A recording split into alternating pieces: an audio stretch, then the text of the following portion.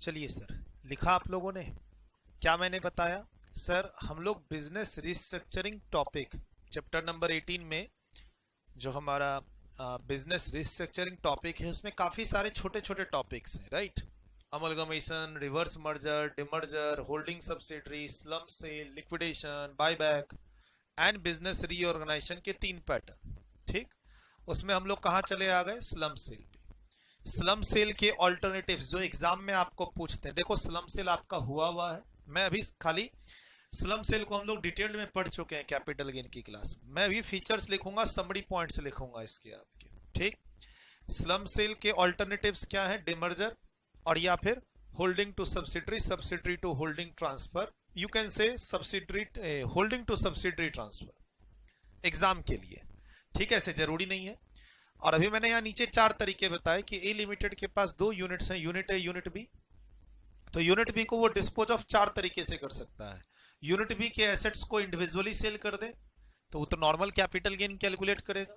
B slump cell कर दे, जो topic अभी हम लोग डिस्कस कर रहे हैं। सी में एक तरीका और है डिमर्जर का, और डी एक तरीका और है कि अगर आप होल्डिंग कंपनी है या सामने वाले को सब्सिडरी बना सके 100% तो आप उसको दे दें। ध्यान रखिएगा, जब हम बात कर रहे हैं आज की क्लास में होल्डिंग सब्सिडरी तो ये 100% सब्सिडरी है। ऊपर में जो भी बात की मैंने, पेज नंबर सब जो लिखा है कि हम लोग बिजनेस रिस्ट्रक्चरिंग में ये सब टॉपिक पढ़ने वाले हैं, इसमें जो होल्डिंग सब्सिडरी है ये 100% रिलेशनशिप वाली है, यानी 100% shares are owned by holding company. बात करेंगे कि एक कंपनी 100% कैसे बनेगी। सर शेयर होल्डर तो कम से कम 2 चाहिए, तो वो मैं वहां पर थोड़ा आपको बताऊंगा जब होल्डिंग सब्सिडरी में जाऊंगा कि एक कंपनी कैसे किसी दूसरे कंपनी के 100% शेयर्स होल्ड करती है, जबकि कंपनीज एक्ट की रिक्वायरमेंट क्या होती है? मिनिमम 2 शेयर होल्डर होने चाहिए, है ना? चलिए बाद में बात करेंगे उसकी जब होल्डिंग सब्सिडरी में पहुंचेंगे। अभी फिलहाल है कि स्लम सेल में आप जो जानते हैं, जो हमने कैपिटल गेन चैप्टर में पढ़ा पेज नंबर 17.55 पे, उसको समराइज कर लें एक बार, है ना? ये लिखा चुका है मैंने आपको।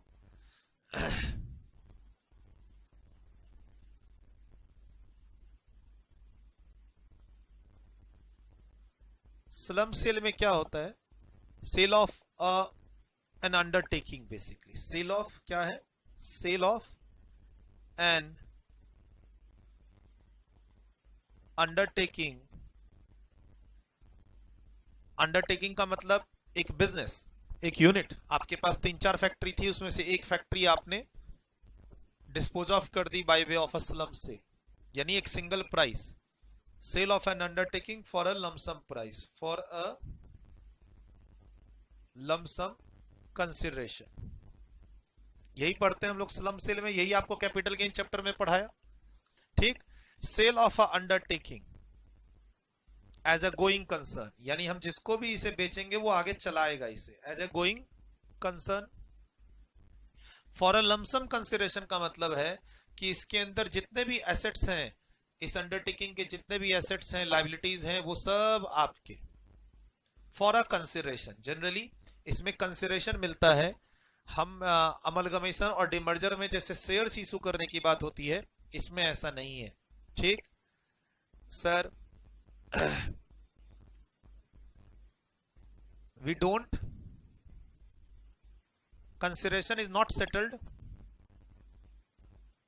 consideration जनरली रुपए मिलते हैं। कंसिडरेशन शेयर्स भी मिल सकते हैं, शेयर्स भी मिल सकते हैं, लेकिन अल्टीमेट वो शेयर्स को मैं मार्केट में बेच के तो पैसे ही कमाऊंगा।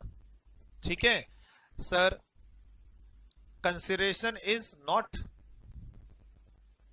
consideration is generally you can say in cash, not in a, not consideration is generally in cash and not by way of shares। Sir bye way of shares भी consideration होते हैं? हाँ होते हैं ना, जैसे कि हम लोग अमलगमेशन या डिमर्जर में पढ़ेंगे, लाइक अमलगमेशन और डिमर्जर। सर अमलगमेशन और डिमर्जर में जब हम अपने बिजनेस को दूसरे बिजनेस से मर्ज करते हैं, अमलगमेशन, तो शेयर्स इशू होते हैं कंसिडरेशन में। और या फिर डिमर्जर में हम जब अपनी अंडरटेकिंग को अलग करते हैं, दूसरे को देते हैं, तो दूसरा शेयर्स इशू करता है। लेकिन इसमें ऐसा नहीं है, इसमें हम लमसम कंसिडरेशन में अपनी undertaking as a going concern दूसरे को दे देते हैं, दूसरे को दे देते हैं। और जनरली इसमें डील जो होती है वो कैश में होती है। ठीक, कंसिडरेशन होता है, कैश में डील होती है, शेयर्स इशू करने की जरूरत नहीं होती। किसको? ट्रांसफरी को, जिसको हम लोग ये अंडरटेकिंग दे रहे हैं एज ए गोइंग कंसर्न की, ये लो भैया इसके एसेट्स लायबिलिटीज तुम ले लो, तुम चलाओ। जरूरी नहीं कि वो शेयर्स इशू करे। ठीक, लेकिन अमलगमेशन डिमर्जर में टैक्स बेनिफिट तभी है जब सामने वाला शेयर्स इशू करे, और उसको हम लोग आगे पढ़ेंगे। तो थोड़ा यहां मैं क्या कर रहा हूं, आपको पुराना चीज जो पढ़ा रखा है स्लम सेल का वो भी लिख रहा हूं, और इसको फिर चूंकि हम लोग बिजनेस रिस्ट्रक्चरिंग चैप्टर में हैं तो मैं इसको कंपेयर भी करके दे रहा हूं, how it is different from amalgamation और डिमर्जर, ताकि तुम एग्जाम में क्वेश्चन अच्छे से बना सको। Sir, it is chargeable to tax, it is chargeable to tax as per section 50B। Slump sale का अपना एक चार्जिंग सेक्शन है 50B, उसके अंदर इसकी अपनी कैलकुलेशन है, और स्लम सेल पर टैक्स लगता है। It is not exempt. देखिए फिर से मैं कंपेयर कर रहा हूं, it is not an exempted transfer under section 47 like amalgamation और डिमर्जर और holding to subsidiary, subsidiary to holding. Holding अपने एसेट को सब्सिडरी को दे देता है, 100% ओन सब्सिडरी को, कैपिटल गेन नहीं लगेगा। सब्सिडरी होल्डिंग को दे देता है, कैपिटल गेन नहीं लगेगा। डिमर्जर में कैपिटल गेन नहीं है, अमलगमेशन में कैपिटल गेन नहीं है। ये सब हम लोग आगे पढ़ेंगे। लेकिन स्लम सेल का जो केस है इसमें कैपिटल गेन टैक्स लगेगा, और इसका अपना चार्जिंग सेक्शन है 50B। स्लम सेल में क्या होता है, मेरे पास 2-3 बिजनेस हैं, 2-3 अंडरटेकिंग है, unit A, unit B, unit C, business in Delhi, business in Kolkata, business in Bangalore. मैंने उसमें से एक बिजनेस को दूसरे को दे दिया for a lump sum consideration as a going concern. ठीक, एंड कंसिडरेशन जनरली कैश में होता है। और एक बात जो थोड़ी देर पहले मैंने बताया था कि स्लम सेल में जनरली कंट्रोल चला जाता है। मैंने बताया यहां पे ए लिमिटेड के पास 2 अंडरटेकिंग है, यूनिट ए, यूनिट बी। अगर स्लम सेल होगा तो यूनिट बी का कंट्रोल जनरली ए लिमिटेड से चला जाएगा एक सेपरेट, एक दूसरी मैनेजमेंट के पास। डिमर्जर में ऐसा नहीं होता, मैनेजमेंट सेम होती है, प्रमोटर सेम होते हैं। ठीक है, मतलब मैनेजमेंट सेम हो लेकिन प्रमोटर सेम होते हैं डिमर्जर में। और होल्डिंग सब्सिडरी में तो मेरी सब्सिडरी है, यानी एक तरह से मेरा ही कंट्रोल है।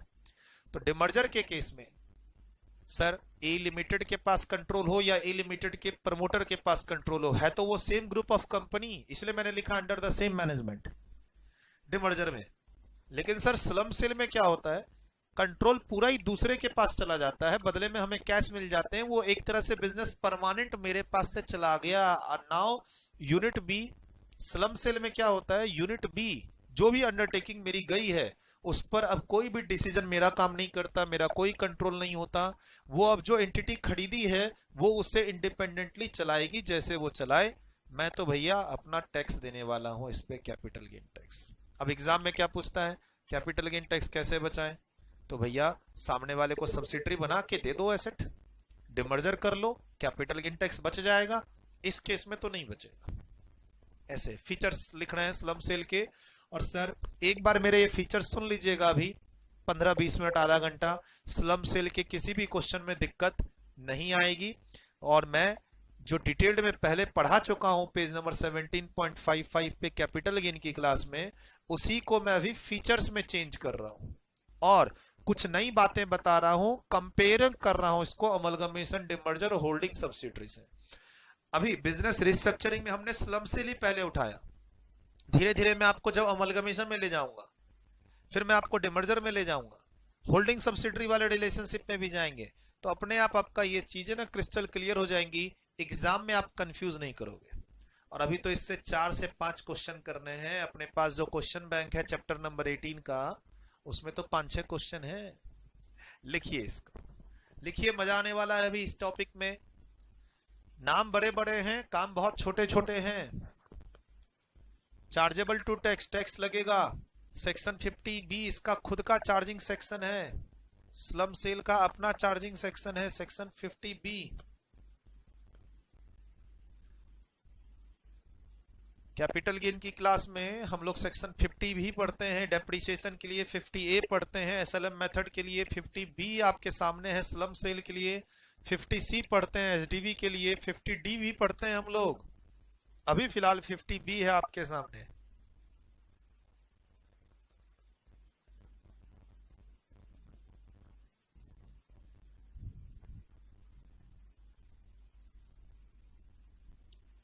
It is not an exempted transfer under section 47 like amalgamation, demerger, holding to subsidiary transfer. इन सब में एग्जम्पशन है, कहीं ना कहीं आगे पढ़ते हैं हम लोग। टैक्स बचाना है तो डिमर्जर कर लो, लेकिन डिमर्जर में फिर कंपनीज एक्ट फॉलो करना पड़ेगा, शेयर्स इशू करने पड़ेंगे। होल्डिंग सब्सिडरी में फिर है ना 8 साल का एक लॉक इन पीरियड है, बताऊंगा मैं आपको। अगर अपना कोई एसेट मैं सब्सिडरी को देता हूं तो 8 साल का लॉक इन पीरियड है, ठीक है। अभी जैसे स्लम सेल में मैंने अपना बिजनेस आपको दे दिया, अब उसमें से कोई मशीन आप बेचना चाहते हो, बेच दो, कोई दिक्कत नहीं है भाई। स्लम सेल में एक चीज आपको मैंने दे दी, उसके सारे एसेट्स सारे लायबिलिटीज चलाने के लिए। अब उसमें से आप कोई मशीन बेचना चाहते हो, कोई जमीन बेचना चाहते हो, बेचो ना। कोई लॉक इन पीरियड का कॉन्सेप्ट स्लम सेल में नहीं है, शेयर्स इशू करने का कॉन्सेप्ट नहीं है। कैपिटल गेन लगेगा। और सुनो सर, कैपिटल गेन लगेगा तो लॉन्ग टर्म शॉर्ट टर्म निकालेंगे इसमें? हाँ, लॉन्ग टर्म भी हो सकता है और शॉर्ट टर्म भी हो सकता है। तो सर वो कितने महीने देखेंगे इसमें? 12 महीने। 12 महीने के बाद लॉन्ग टर्म नहीं सर। 24 महीने के बाद लॉन्ग टर्म नहीं। तो फिर क्या बचा? 36 महीने। 36 महीने क्या देखते हैं इसमें? Period of holding. Slum sale में आपने वो अंडरटेकिंग जो बेची है वो स्टार्ट कब की थी? पीरियड ऑफ होल्डिंग में हम लोग क्या देखते हैं? Date of acquisition. Sir date of acquisition से लेकर कहां तक जाते हैं? Date of transfer. सर यहां पे डेट ऑफ एक्विजिशन क्या लेंगे? डेट ऑन विच जो अंडरटेकिंग हम बेच रहे हैं, date on which such undertaking has commenced लिख सकते हो। लिखा रहता है क्वेश्चन में कि तुमने इस बिजनेस को जो तुम बेच रहे हो एज अ स्लम सेल, तुम इस अंडरटेकिंग को देखो as a going concern is not a condition, but generally slump sale में सामने वाला चलाएगा ही उसको। लॉ में नहीं लिखा है एज अ गोइंग कंसर्न, लेकिन सेल ऑफ अंडरटेकिंग का मतलब क्या है? इस अंडरटेकिंग के ऑल एसेट्स एंड लायबिलिटीज चले जाएंगे सामने वाले के पास, तो फिर गोइंग कंसर्न ही तो जाएंगे, सामने वाला अब चलाएगा उसको। सर जो अंडरटेकिंग आपने दूसरे को दी है, date on which such undertaking has commenced लिख सकते हैं, कोई दिक्कत नहीं है इसमें। कमेंस्ड।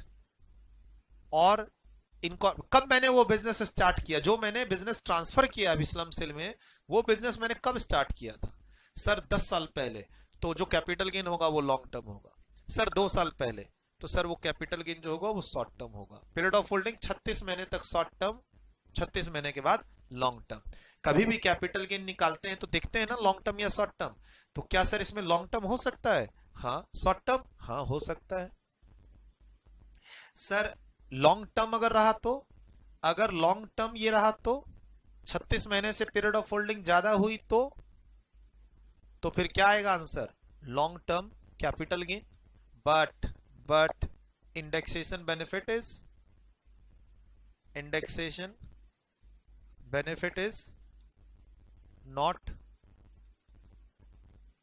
परमिटेड। नॉर्मली हम लोग जब कैपिटल गेन कैलकुलेट करते हैं और एसेट ट्रांसफर जो कर रहे हैं कैपिटल एसेट अगर वो लॉन्ग टर्म होता है तो इंडेक्सेशन करते हैं।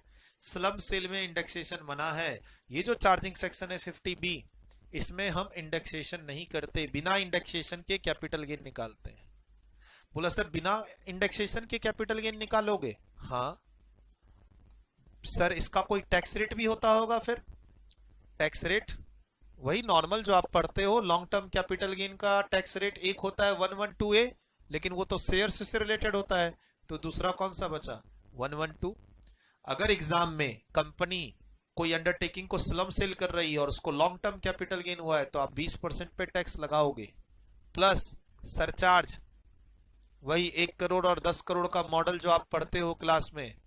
अगर कंपनी, देखो स्लम सेल कोई भी कर सकता है, नॉर्मली क्वेश्चन में कंपनी होती है स्लम सेल। तो भाई मेरे 2 बिजनेस है, मैं एक बिजनेस को स्लम सेल कर लूं। नॉर्मली एसएससी कौन होती है? कंपनी होती है। स्लम सेल के जो एग्जाम में क्वेश्चन आते हैं, ए लिमिटेड हैज 2 अंडरटेकिंग, उसने एक अंडरटेकिंग को ट्रांसफर कर दिया। सर ट्रांसफर करो ना, कोई दिक्कत नहीं है।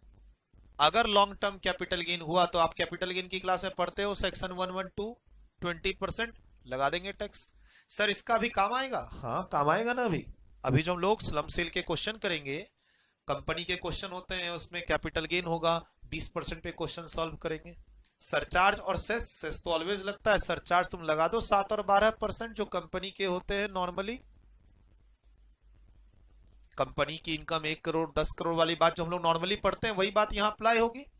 मैं तो ये बोल रहा हूं sir short term capital gain हुआ तो जो एसएससी का टैक्स रेट है, अगर शॉर्ट टर्म कैपिटल गेन होता है तो कोई स्पेशल रेट नहीं है, 111 वाला। एसएससी कौन है? जो स्लम सेल हुआ है। जनरल एग्जाम में क्वेश्चन कंपनी का होता है स्लम सेल पे, आप कंपनी का टैक्स रेट लगा देना, नॉर्मल रखना अपने आप को।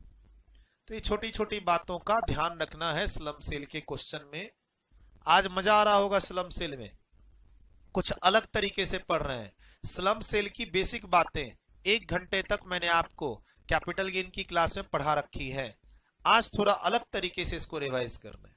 देखो ये रिवाइज एक तरह से यहां तक हम रिवाइज करने की कोशिश कर रहे हैं फीचर्स के थ्रू, ठीक है। स्लम सेल में क्या होता है जी? लमसम कंसिडरेशन होता है।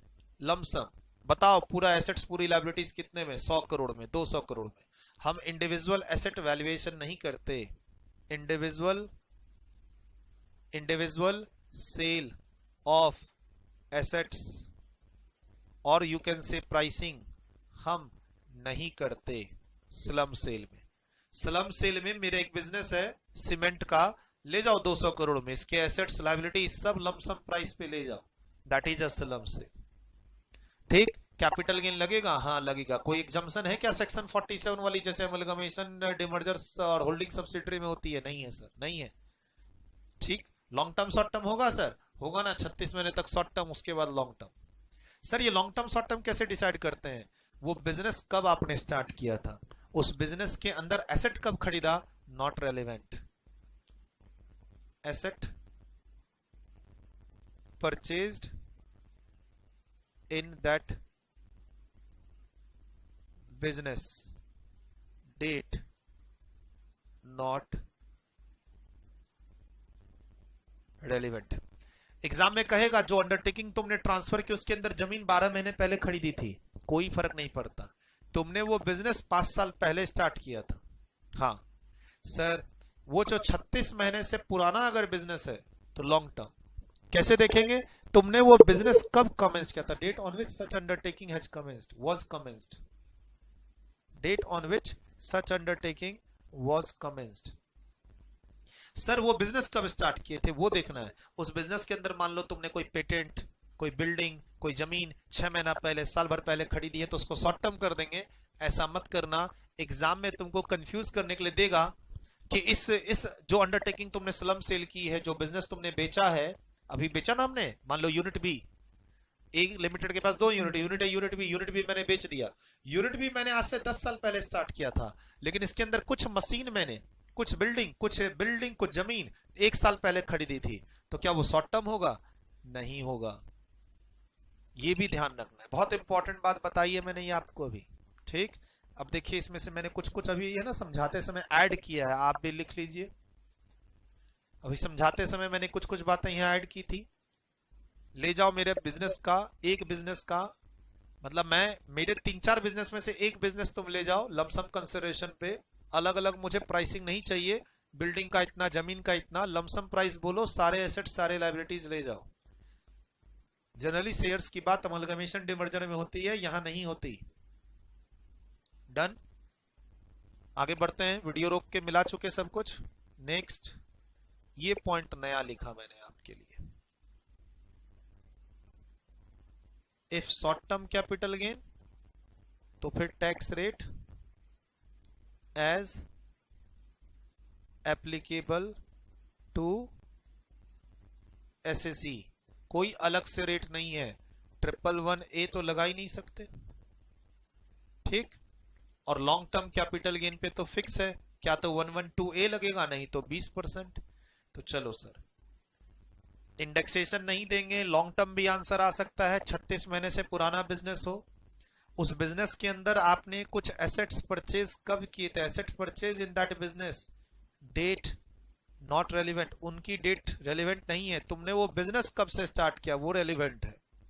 आप अलग से लिखना चाहते हो ये बात लिख लो हिंदी में, आप अलग से स्टेटमेंट लिखना चाहते हो लिख लो, बिजनेस के अंदर जमीन कब खरीदी, बिल्डिंग कब खरीदी, मशीन कब खरीदा, कॉपीराइट कब खरीदा, लाइसेंस कब खरीदा, उससे कोई मतलब नहीं है, बिजनेस कब स्टार्ट किया था। से बिजनेस 5 साल पहले स्टार्ट किया था और आज बेचा है, लॉन्ग टर्म होगा, भले उसके अंदर जमीन 1 साल पहले ही क्यों ना खरीदी हो। ये बात हिंदी में 3-4 लाइन में लिख लो तो फायदा रहेगा तुम्हें एग्जाम के लिए। बिजनेस कब स्टार्ट किया वो डेट देखनी है लॉन्ग टर्म शॉर्ट टर्म के लिए, उसके अंदर यूनिट कब खरीदी उससे हमें कोई मतलब नहीं, उसके अंदर एसेट कब खरीदा, बिल्डिंग जमीन कब खरीदी उससे हमें कोई मतलब नहीं, लॉन्ग टर्म शॉर्ट टर्म निकालने के लिए।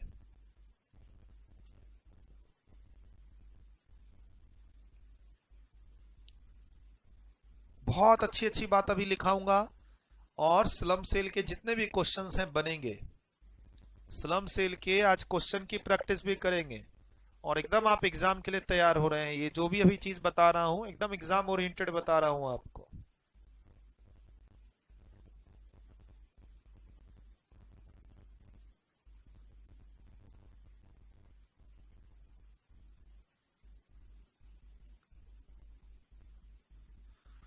लिखिए अच्छे से।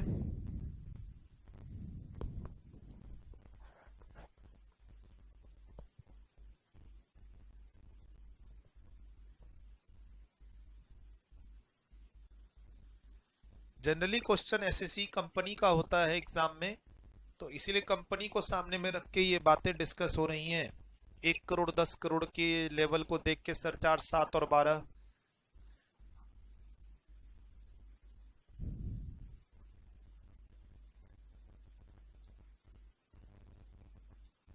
तुम किस दिन बिजनेस स्टार्ट किए थे, वो अंडरटेकिंग जो तुम बेच रहे हो स्लम सेल में वो कब स्टार्ट किए थे, दैट इज इंपॉर्टेंट। उसके अंदर एसेट्स कब खरीदे that is not relevant to decide whether you it is a long term और शॉर्ट टर्म।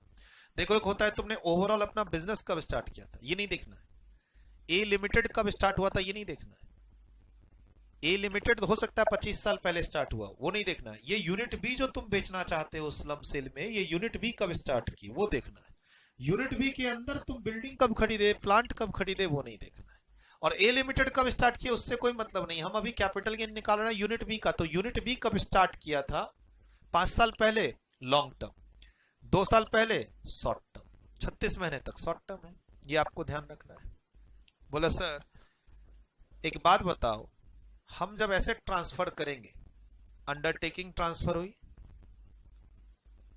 अंडरटेकिंग से यूनिट बी जो हमारा एग्जांपल चल रहा है ऊपर से, unit B is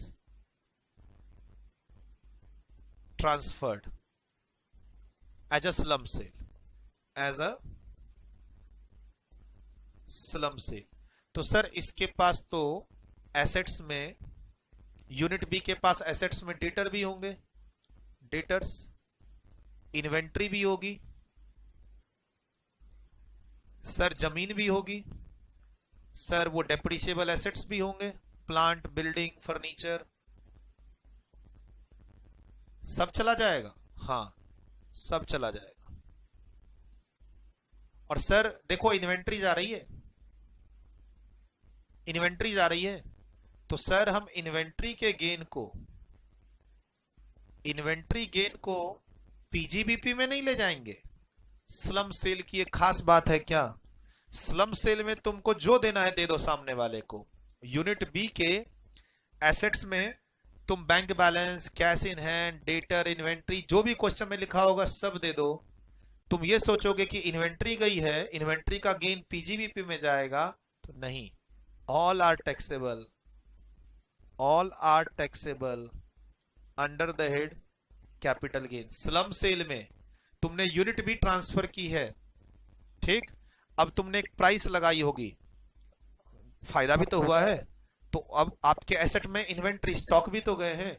generally stock को बेचने से तो पीजीबीपी इनकम होती है, जनरली स्टॉक को बेचेंगे तो पीजीबीपी इनकम होगी, लेकिन यहां पीजीबीपी नहीं होगा। सर ये स्पेशल चल रहा है हमारा स्लम सेल का केस। स्लम सेल में तुम एसेट ट्रांसफर कर दो, ओवरऑल ये कैपिटल गेन के लिए लायबल है। एसेट हो सकता है अंदर में, अब जैसे ये डेटर्स, सर नॉर्मली हम डेटर्स को रियलाइज करते हैं तो बैड डेट्स होता है, और बैड डेट पीएनएल अकाउंट में डेबिट होता है, पीजीबीपी का खर्चा होता है। लेकिन यहां ये सब जो स्लम सेल में जितने भी एसेट्स हैं सब क्या कहला रहे, एक तरह से कैपिटल एसेट्स, और हम सीधा कैपिटल गेन कैलकुलेट करते हैं। चार्जिंग सेक्शन कह रहा है, मैं खुद से नहीं कह रहा।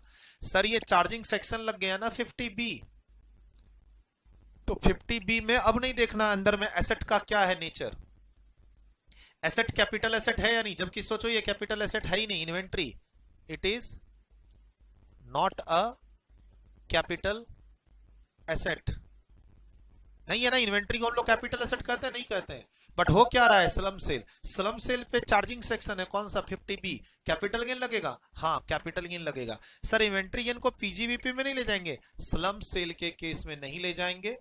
आगे हम लोग पढ़ेंगे जैसे एलएलपी टू कंपनी, उसमें पीजीबीपी में जाएगा। Firm to company, proprietor to company, amalgamation, demerger, उन सब जगह में अगर ऐसा कुछ हुआ तो फिर पीजीबीपी में जाएंगे।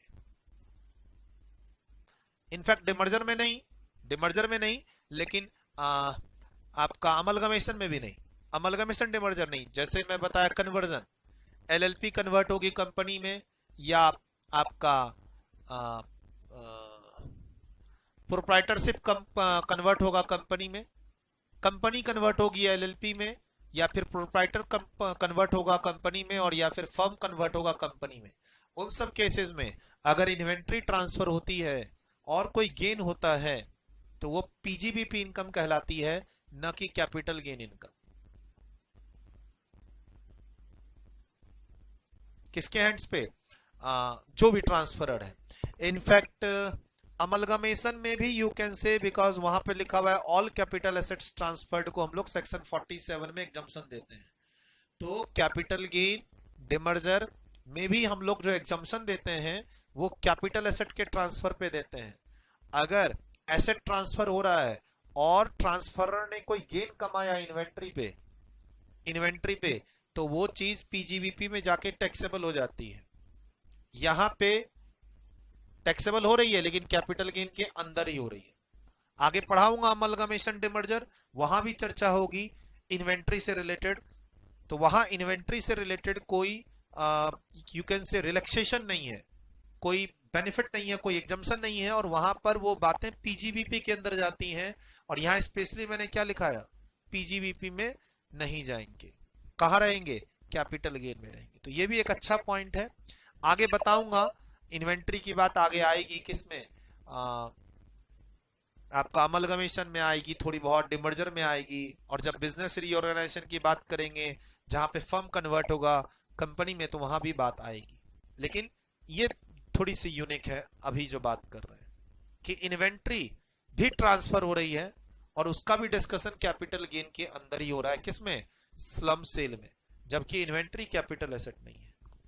और अमलगमेशन डिमर्जर में जो एग्जम्पशन की बात होती है वो कैपिटल एसेट के ट्रांसफर के एग्जम्पशन की बात होती है,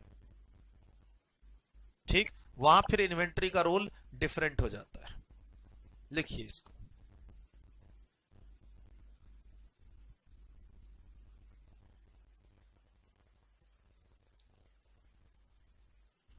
अभी मैं बाकी से मिक्स नहीं करना चाहता इस कॉन्सेप्ट को, है ना, इसको लिखिए।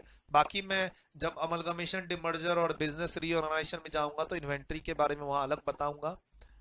और एलएलपी की ऑलरेडी क्लास में मैंने आपको बता रखा है कि कैपिटल गेन का एग्जम्पशन मिलता है इन्वेंट्री पर। अगर कोई गेन होगा जब कंपनी एलएलपी में कन्वर्ट होगी तो टैक्स लगेगा। ये बात मैंने आपको एलएलपी के नोट्स में बता रखा है। ये बात मैंने एलएलपी के नोट्स में बता रखा है कि कंपनी से अगर कोई एसेट इन्वेंट्री एलएलपी को ट्रांसफर होती है और वहां गेन हुआ है तो वो पीजीबीपी में टैक्सेबल होगा। इनफैक्ट उसको सेक्शन 47 का एग्जम्पशन नहीं मिलेगा। आगे और बता दूंगा। अभी स्लम सेल के डिस्कशन में सामने में इन्वेंट्री है जो कि कैपिटल एसेट नहीं है, बट हम इसे एक ही हिस्सा मानेंगे और हम इस पे कुछ अभी फॉर्मेट आएगा, उसकी कैलकुलेशन करके हम कैपिटल गेन निकालेंगे under section 50B। Charging section है, कोई भी चीज पीजीबीपी में नहीं जाएगी। यूनिट बी के सारे एसेट स्लम सेल में जाएंगे और सारा का सारा प्रॉफिट और गेन कैपिटल गेन में सेक्शन 50B में टैक्सेबल होगा। कैपिटल गेन में टैक्सेबल होगा। कोई भी चीज इसमें से अभी आईओएस में निकल के या पीजीबीपी में नहीं जाएगी, स्लम सेल खासकर अभी जो आपके सामने टॉपिक चल रहा है। लिखा आप लोगों ने? डन, लिख लिया है ये सब? चलिए सर थोड़ा सा और आगे बढ़ते हैं।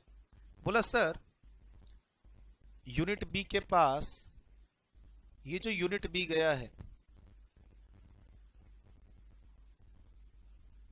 एक और सवाल है मन में। सर ए लिमिटेड के पास यूनिट ए था और यूनिट बी था। यूनिट बी स्लम सेल में बी लिमिटेड के पास चला गया। सर कुछ लॉसेस थे, losses related to unit B. Suppose करो बिजनेस लॉस था प्रीवियस ईयर 17-18 का 2 लाख रुपए। ठीक है सर, क्या ये लॉस भी ट्रांसफर होगा? ए लिमिटेड के पास unit A unit B 2 unit है। यूनिट बी स्लम सेल में चली गई बी लिमिटेड के पास, स्लम सेल में, not demerger, not holding subsidiary. Sir losses related to unit B है, से बिजनेस लॉस 17-18 प्रीवियस ईयर का, क्या ये भी जाएगा? नहीं जाएगा। स्लम सेल में लॉसेस ट्रांसफर नहीं होते, ध्यान रखना। इन स्लम सेल डिमर्जर में होते हैं, अमलगमेशन में होते हैं। In slump sale there is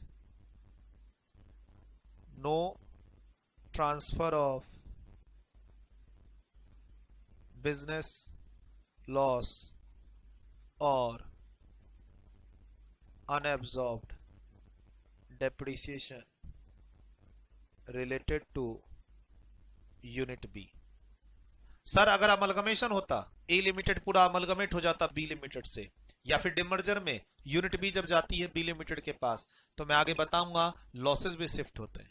अब देखो अभी स्लम सेल पढ़ा रहा हूं और आगे पढ़ाऊंगा अमलगमेशन डिमर्जर। अब अमलगमेशन डिमर्जर में तुम पढ़ते हो लॉसेस ट्रांसफर होते हैं, तो तुम्हारा दिमाग लगेगा अरे स्लम सेल में तो सर ने नहीं बताया, अरे ट्रांसफर होते ही नहीं है तो बताऊंगा क्या? ट्रांसफर होंगे तब तो बताऊंगा। तो सर ये चीज तो आपने हमें कैपिटल गेन की क्लास में नहीं पढ़ाई थी। बेटा वहां जरूरत नहीं थी, आज की क्लास में जरूरत है तो बता रहा हूं, कहीं तो बता रहा हूं। कौन सा एग्जाम आ गया तुम्हारा? स्लम सेल को 2 हिस्सों में पढ़ रहे हैं, एक हिस्सा कैपिटल गेन में पढ़े और एक हिस्सा अभी हम लोग पढ़ रहे हैं बिजनेस रिस्ट्रक्चरिंग में, और साथ साथ कंपेयर भी कर रहे हैं किसके साथ? कभी अमलगमेशन के साथ, कभी डिमर्जर के साथ, कभी होल्डिंग सब्सिडरी के केसेस के साथ। इससे आपकी स्लम सेल के क्वेश्चन की तैयारी हो रही है और एग्जाम के कंफ्यूजन भी नहीं रहेंगे। अमलगमेशन में पढ़ाऊंगा लॉसेस जाते हैं, डिमर्जर में पढ़ाऊंगा लॉसेस ट्रांसफर होते हैं नए के पास, यहां नहीं होते हैं तो नहीं होते हैं, कोई नियम ही नहीं है ट्रांसफर करने का। लिखिए इसको, छोटी छोटी चीज बता रहा हूं। कितने सारे पॉइंट्स हो गए अभी तक देख लीजिए। यहां से शुरू हुआ था, एक पॉइंट ये बताया, दूसरा पॉइंट ये बताया चार्जेबिलिटी, तीसरा ये पॉइंट बताया लॉन्ग टर्म शॉर्ट टर्म, चौथा टैक्स का पॉइंट बताया आपको मैंने, पांचवा पॉइंट मैंने बताया डेटर्स इन्वेंट्री सबको जाने दो, छठा पॉइंट अभी अभी बताया लॉसेस ट्रांसफर मत कर देना गलती से स्लम सेल में, लॉसेस ट्रांसफर मत कर देना।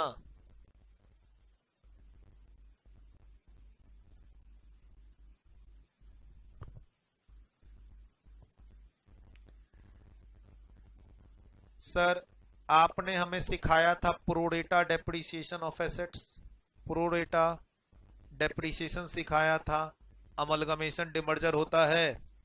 सर आपने हमें डेप्रिसिएशन की क्लास में सिखा रखा है कि अमलगमेशन डिमर्जर होता है, तो डेप्रिसिएशन थोड़ा सा पुरानी कंपनी को देते हैं, थोड़ा सा नया कंपनी को देते हैं, अमलगमेटिंग और अमलगमेटेड, डिमर्ज्ड कंपनी और रिजल्टिंग कंपनी। क्या इसमें ऐसा होगा? नहीं, तुम अलग मैं अलग, ए लिमिटेड अलग है, बी लिमिटेड अलग है। बी लिमिटेड अपना डेप्रिसिएशन का कैलकुलेशन करेगा, ए लिमिटेड अपना डेप्रिसिएशन का कैलकुलेशन करेगा। दोनों के बीच में डेप्रिसिएशन का कोई प्रोरेटा डेप्रिसिएशन कैलकुलेशन नहीं होगा, लाइक अमलगमेशन। अमलगमेशन के चैप्टर में मैं बताऊंगा आपको, अमलगमेशन के टॉपिक जब पढ़ाऊंगा तो वहां बताऊंगा क्या होता है प्रोरेटा डेप्रिसिएशन। हालांकि एलएलपी की क्लास में बता रखा है और डेप्रिसिएशन की क्लास में भी बता रखा है। डेप्रिसिएशन की क्लास में एज वेल एज एलएलपी की क्लास में आपको बता रखा है कि पूरे साल भर का डेप्रिसिएशन निकाल के थोड़ा सा डेप्रिसिएशन प्रीडेसेसर को दे दो, थोड़ा सा डेप्रिसिएशन सक्सेसर को दे दो डेज के रेशियो में। वो रेशियो, वो बातें स्लम सेल में नहीं होती हैं, इंडेक्सेशन नहीं होता।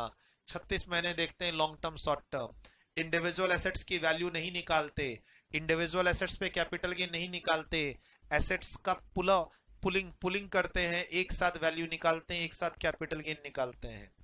अलग जमीन का इतना कैपिटल गेन, बिल्डिंग का इतना, मशीन का इतना, फर्नीचर का इतना, ये सब नहीं करते। किसमें? स्लम सेल में।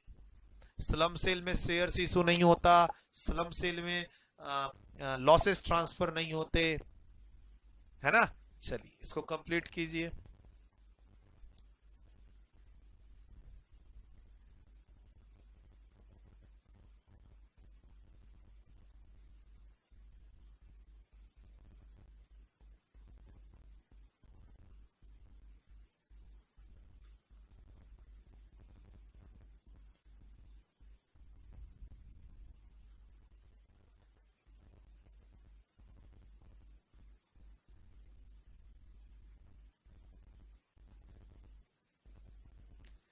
लॉसेस ट्रांसफरी बी लिमिटेड के पास नहीं जाएंगे, ट्रांसफरर के पास ही रहते हैं।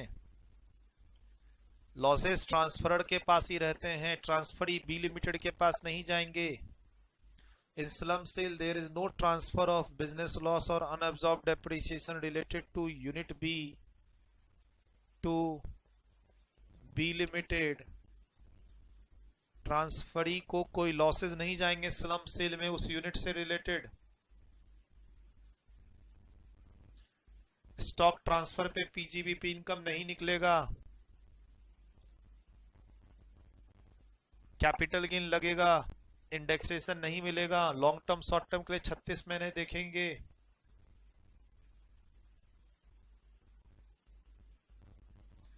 डन, काफी चीज बताया, लिख चुके आप ये।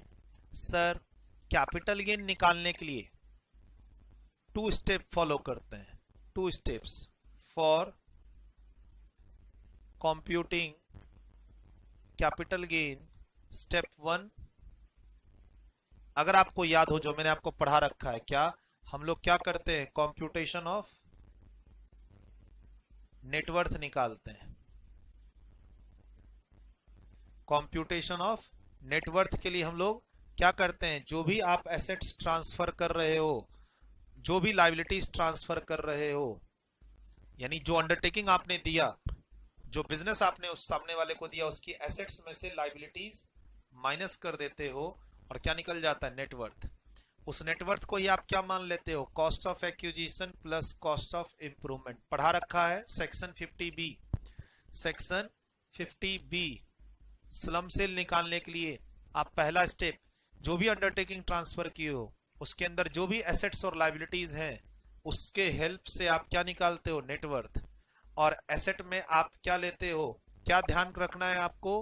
अगर आपने कोई एसेट की रीवैल्यूएशन कर रखी है जैसे जमीन है, जमीन की वैल्यू बढ़ा रखी है आपने, 50 लाख की जमीन 80 लाख कर रखी है, तो उसको इग्नोर करते हैं, ये पढ़ा रखा है। और क्या पढ़ा रखा है, जो डेप्रिसिएबल एसेट्स हैं, डेप्रिसिएबल एसेट्स की आप क्या लेंगे, WDV, रिटर्न डाउन वैल्यू, और वो भी एज पर इनकम टैक्स वाली लेते हैं, एज पर इनकम टैक्स वाली। बोला सर कोई जमीन है आपके पास 50 लाख की, जिसका रीवैल्यूएशन करके आपने 80 लाख दिखा रखा है, तो 50 पे वापस ले आएंगे उसका नेटवर्थ की कैलकुलेशन के लिए। अगर जो डेप्रिसिएबल एसेट्स दे रहे हैं तो उसकी बुक वैल्यू नहीं लेनी है, अकाउंट्स वाली WDV नहीं लेनी है, कौन सी लेनी है, इनकम टैक्स वाली WDV। क्वेश्चन में दे रखी होगी, नहीं तो निकालनी पड़ेगी। ठीक, और क्या सिखा रखा है, अगर कोई और अदर एसेट्स हैं आपके पास तो उसकी आपको क्या लेनी है, बुक वैल्यू लेनी है, मार्केट वैल्यू नहीं लेनी, हायर वैल्यू नहीं लेनी। ठीक, बुक वैल्यू लेनी है। रिवैल्यूएशन अगर कर रखा है तो उसको इग्नोर करके वैल्यू को कम करनी है। डेप्रिसिएबल एसेट्स है तो इनकम टैक्स वाली WDV लेनी है। और कोई ऐसा एसेट है, assets for which section 35 AD, याद आया, डिडक्शन इज क्लेम्ड।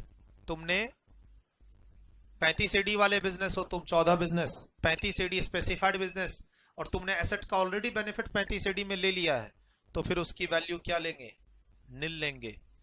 प्लीज ये सारी बातें हम लोग अभी चैप्टर नंबर 18 में है, कैपिटल गेन की क्लास 17.55 पे आप देखो, ये सारी चीजें मैं अभी फीचर्स बोल के आपको समझा चुका हूं, और अभी इस फॉर्मेट में है।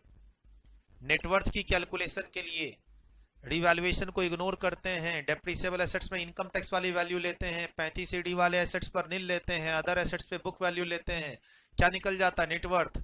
नेटवर्थ को ही क्या मानते हैं, cost of acquisition, cost of improvement, indexation नहीं करते हैं, कैपिटल गेन निकल जाता है, लॉन्ग टर्म या शॉर्ट टर्म। इतना ही तो है। स्टेप 2, जब इतनी बात निकल ही जाती है तो फिर क्या करते हैं, step 2 computation of capital gain. Sir capital gain निकालने के लिए वही फंडा है, full value of consideration less transfer expense, और फिर लेस में नेटवर्थ घटा दीजिए। किसकी जगह पे, कॉस्ट ऑफ एक्विजिशन और इंप्रूवमेंट की जगह, और इंडेक्सेशन तो करते नहीं है। ठीक, इस नेटवर्थ का एक सर्टिफिकेट लेना पड़ता है CA से, नेटवर्थ का CA सर्टिफिकेट लेना पड़ता है कि आपने नेटवर्थ की कैलकुलेशन एज पर लॉ की कि नहीं की। ये जो लॉ है लिखा हुआ नेटवर्थ की कैलकुलेशन का, उसके अकॉर्डिंग हुई है या नहीं हुई, एक CA से सर्टिफिकेट ले लेना होता है साथ में। बहुत इजी है स्लम सेल के क्वेश्चन, ऑलमोस्ट जितनी बातें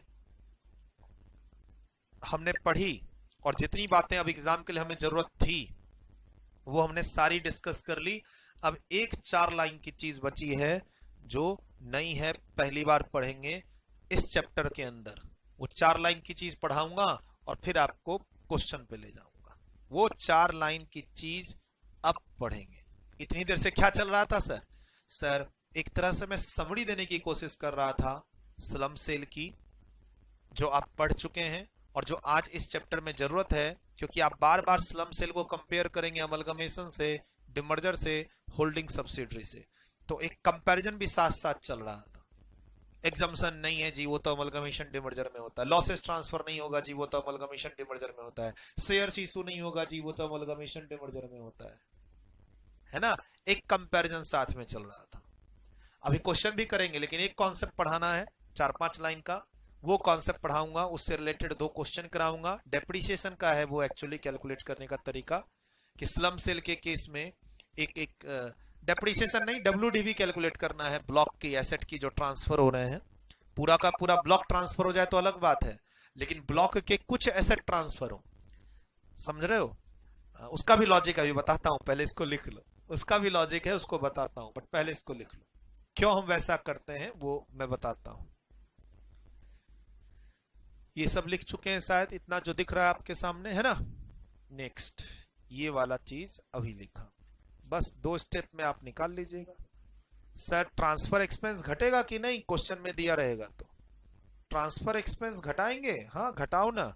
और कॉस्ट ऑफ एक्विजिशन और इंप्रूवमेंट की जगह क्या घटाना, नेटवर्थ कंसिडरेशन क्वेश्चन में दिया रहेगा।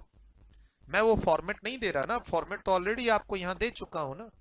फॉर्मेट तो ऑलरेडी दे रखा है कैपिटल गेन, ऑलरेडी आप एग्जांपल कर चुके हैं क्लास में, दो क्वेश्चन कर चुके हैं कैपिटल गेन की क्लास में, तो फॉर्मेट क्या देना। ये रिपोर्ट सीए से रिलेटेड रिपोर्ट की बात और वहां अमेंडमेंट की बात पढ़ा रखी है क्लास के अंदर, क्वेश्चन करा रखा है स्लम सेल का, और भी क्वेश्चन करा रखे हैं स्लम सेल के, 2 क्वेश्चन कराए थे टोटल आपको। लिखिए इसको। 9 नंबर में एक न्यू कॉन्सेप्ट बताना है,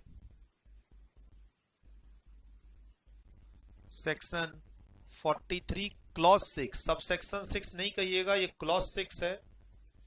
सेक्शन 43 क्लॉज 6 पेज नंबर 18.17, इसी चैप्टर में एक नई चीज आपको बतानी है स्लम सेल से रिलेटेड, एक नया कॉन्सेप्ट स्लम सेल से रिलेटेड। उसके बाद हम लोग जाएंगे क्वेश्चन बैंक में, 5-6 क्वेश्चन करेंगे, फिर क्लास खत्म कर देंगे आज की।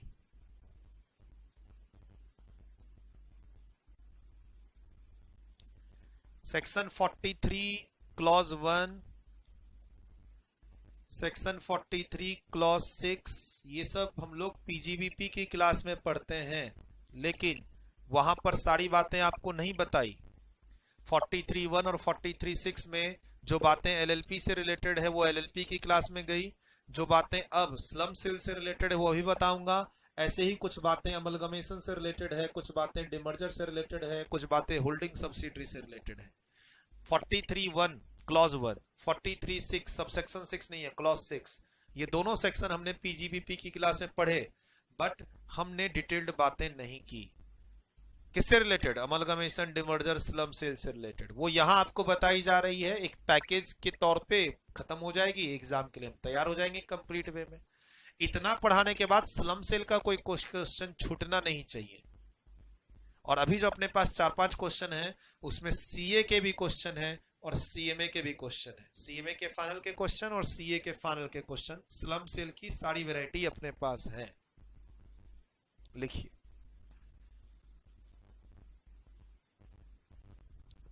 वीडियो रोकिए यहां पे, प्लीज वीडियो रोकिए, लिखिए इसको।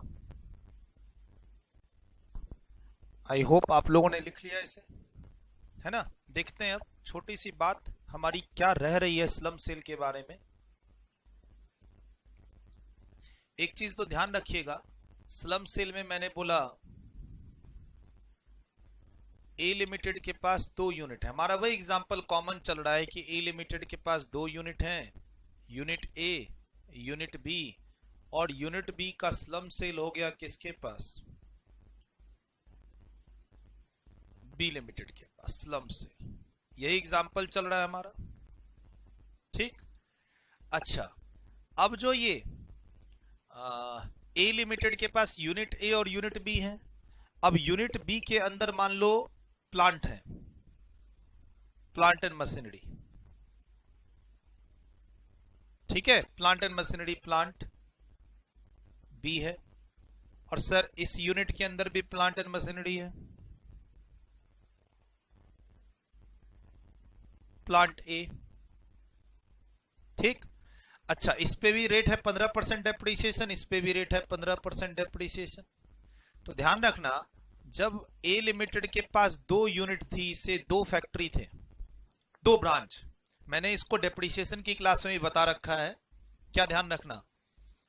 बहुत अच्छा पॉइंट है, बहुत ही इंपॉर्टेंट पॉइंट है, और जनरली इसको बच्चे ना फिर अमलगमेशन डिमर्जर से मिक्स करके कंफ्यूज कर देते हैं। पहले तो बेसिक बात को समझो, ए लिमिटेड के पास एक तरह से समझो 2 ब्रांच है, यूनिट ए यूनिट बी, ऐसे समझो 2 फैक्ट्री है, unit A unit B, 2 undertaking है, जिसमें से यूनिट बी निकल के जा रहा है किसके पास? बी लिमिटेड के पास। लेकिन स्लम सेल से पहले, स्लम सेल से पहले यूनिट ए और यूनिट बी के पास, दोनों के पास प्लांट एंड मशीनरी थे, एक के पास प्लांट ए, दूसरे के पास प्लांट बी, लेकिन रेट ऑफ डेप्रिसिएशन सेम था। तो क्या ए लिमिटेड के पास 2 ब्लॉक बनेंगे प्लांट के? नहीं, नहीं होता ऐसा। सर मान लो इंडिया में मेरे 5 ब्रांच हैं और 5 जगह एक एक कंप्यूटर है, तो 5 ब्लॉक बनेंगे या 1 ब्लॉक बनेगा? तो ब्लॉक जो होता है, ब्लॉक ऑफ एसेट कॉन्सेप्ट, एक ही ब्लॉक बनता है। ये आप ऑलरेडी ब्लॉक ऑफ कॉन्सेप्ट पढ़ चुके हैं, WDV मेथड, वन ब्लॉक। आप ऑलरेडी WDV मेथड मेरे से पढ़ चुके हैं। अब मैं नहीं कहूंगा कि इंटर में पढ़ चुके हैं, फाइनल में ही मैंने आपको पढ़ाया है। मैंने इसलिए तो पढ़ाता हूं मैं कि आपको कोई चीज मैं ये ना बोलूं कि आप इंटर से पढ़ के आए, है ना सर। जब मैं बोलूंगा ना इंटर से पढ़ के आए तो कॉन्फिडेंस डाउन होता है। और मैंने पढ़ाया है आपको, मैंने WDV मेथड पढ़ाया है डेप्रिसिएशन चैप्टर में, जिसमें क्या पढ़ते हैं, अगर प्लांट है और रेट भी सेम है तो ब्लॉक एक ही बनेगा। लेकिन अब आप कहते हो कि आपकी ये दो फैक्ट्री के अलग अलग प्लांट हैं, तो सर फैक्ट्री तुम इंडिया में 5 खोल लो, 5 ब्लॉक नहीं बनेंगे। अगर दोनों प्लांट हैं, दोनों के रेट सेम है, तो एक ही ब्लॉक बनेगा। ठीक। तो अब दिक्कत क्या है, एक ब्लॉक के अंदर दो प्लांट हैं, प्लांट ए और बी, उसमें से एक प्लांट निकल के जा रहा है दूसरे के पास। तो ये बड़ा यूनिक सिचुएशन है। जनरली क्वेश्चन में दे दिया रहता है कि कितने जो अंडरटेकिंग ट्रांसफर हो रही है उसका इनकम टैक्स का WDV क्या है। सर अभी हम लोग स्लम सेल के क्वेश्चन करेंगे। मोस्टली क्वेश्चन में जो यूनिट भी ट्रांसफर हो रहा है स्लम सेल में, उसके जो डेप्रिसिएबल एसेट्स हैं उसकी इनकम टैक्स की वैल्यू दे रखी होती है, value as per income tax, जिसको हम लोग ऊपर नेटवर्थ में लेके जाते हैं। नेटवर्थ में क्या चाहिए था, डेप्रिसिएबल एसेट्स का WDV as per income tax. Maximum question में दिया हुआ रहता है, नहीं दिया रहे तो कैसे निकालेंगे। नेटवर्थ की कैलकुलेशन में हमें WDV चाहिए उस एसेट्स का जो जा रहा है बी लिमिटेड यानी नई अंडरटेकिंग के पास एज अ स्लम सेल। तो अब ब्लॉक तो अलग अलग नहीं है, अलग अलग ब्लॉक होता तो मैं फटाफट ब्लॉक की वैल्यू को ले जाता नेटवर्थ की कैलकुलेशन में कि यही गया होगा सामने वाले के पास। लेकिन ये एक ही ब्लॉक के अंदर दो प्लांट हैं, उसमें से एक प्लांट जा रहा है बी लिमिटेड के पास। तो अब अच्छा, हम लोग स्लम सेल में ऊपर क्या पढ़े, 1-to-1 एसेट की वैल्यूएशन नहीं करते, लमसम कंसिडरेशन। हमने यूनिट भी 100 करोड़ में बेचा है। अब हमें पता नहीं है ना कि उसके अंदर जो ये प्लांट बी था उसके कितने रुपए में बेचा। इंडिविजुअल वैल्यूएशन तो अलाउड नहीं है ना स्लम सेल में। अब हम इस को जो हमने ट्रांसफर किया है, तो ये ए लिमिटेड के लिए हम इसकी वर्किंग कैसे करेंगे। ए लिमिटेड के लिए इस प्लांट बी की WDV क्या होगी। WDV नहीं निकलेगा तो नेटवर्थ नहीं निकलेगा, नेटवर्थ नहीं निकलेगा तो कैपिटल गेन नहीं निकलेगा। स्लम सेल में कैपिटल गेन किसके लिए निकालना है, ए लिमिटेड के लिए। कैपिटल गेन निकालने के लिए क्या चाहिए, नेटवर्थ। नेटवर्थ के लिए क्या चाहिए, WDV। जो प्लांट मेरा ट्रांसफर हुआ उसका WDV क्या है। अब वो प्लांट अकेला नहीं है, वो ब्लॉक के साथ है, प्लांट ए के साथ है। तो अब दिक्कत ये आ गई। अच्छा, एग्जाम में दिया हुआ नहीं है क्वेश्चन में, तो कैसे निकालेंगे। तो उसी के लिए ये कुछ बातें लिखी हुई है पेज नंबर 18.17 पे, वहां जा रहे हैं। पर ध्यान रखिएगा, बी लिमिटेड जो प्लांट बी लेके आएगा वो कॉस्ट ऑफ एक्विजिशन क्या रखेगा, for depreciation purpose, for depreciation purpose. ये उसका खुद का डिसीजन है, ओन डिसीजन वो लेगा। सर बी लिमिटेड ने जो एसेट एक्वायर किए हैं ए लिमिटेड से, क्या ध्यान रखिएगा, बी लिमिटेड ने जो स्लम सेल के कारण एसेट एक्वायर किए हैं ए लिमिटेड से, उसकी अपने बुक्स में वो प्राइसिंग कैसे रखेगा वो खुद डिसाइड करेगा। डिमर्जर में ऐसा नहीं होता, डिमर्जर में ऐसा नहीं होता, बुक वैल्यू पे कैरी ऑन होता है। सर डिमर्जर में ऐसा नहीं होता, अमलगमेशन में, डिमर्जर में हमारे पास लॉ है, सेक्शन 43(1), 43(6) के अंदर लिखा हुआ है कि ट्रांसफरी जिसके पास एसेट गया है वो कॉस्ट क्या लेगा। There is no restriction, there is no restriction in 43(1) as well as 43(6). आगे जब हम लोग अमलगमेशन डिमर्जर में पढ़ेंगे कि जो एसेट अमलगमेशन में ट्रांसफर होता है, डिमर्जर में ट्रांसफर होता है, वो कॉस्ट क्या लेगा सामने वाले के पास जाके, इसके लिए लॉ लिखा हुआ है। लेकिन स्लम सेल में जो यूनिट गई है सामने वाले के पास, तो सामने वाला उसका कॉस्ट क्या लेगा, डेप्रिसिएशन कैसे निकालेगा। There is no connection with A limited, no dependency on A limited price. बोला सर अभी तो आप निकालना था, यहाँ पे आपको WDV, नेटवर्थ, कैपिटल गेन, ये सब किसके लिए निकाल रहे हैं? फॉर ए लिमिटेड के लिए निकाल रहे हैं, बी लिमिटेड के लिए नहीं। सर कैपिटल गेन इस डील में ए लिमिटेड ने अपनी यूनिट बी को स्लम सेल में बी लिमिटेड को दिया, इसमें कैपिटल गेन किसको होना है? ए लिमिटेड को। नेटवर्थ किसका निकलना है? ए लिमिटेड का। उस नेटवर्थ के लिए प्लांट बी की वैल्यू क्या लेंगे उसको सीखना है। सर क्वेश्चन में प्लांट बी की वैल्यू दे रखी होती है, जनरली स्लम सेल के क्वेश्चन में जो दे रखी होगी वही ले लेंगे। जब ना दे रखी हो और वो दूसरे प्लांट के साथ मिल के ब्लॉक बना रहा हो तो कैसे निकालेंगे? तो अभी ये सीखने वाले हैं, लेकिन ध्यान रखना जो भी सीखेंगे ए लिमिटेड के लिए सीख रहे हैं। बी लिमिटेड की कॉस्ट क्या होगी? ए लिमिटेड का WDV बी लिमिटेड का कॉस्ट बनेगा क्या? ऐसा कुछ भी नहीं है। वो चीज हम लोग अमलगमेशन में पढ़ेंगे, डिमर्जर में पढ़ेंगे।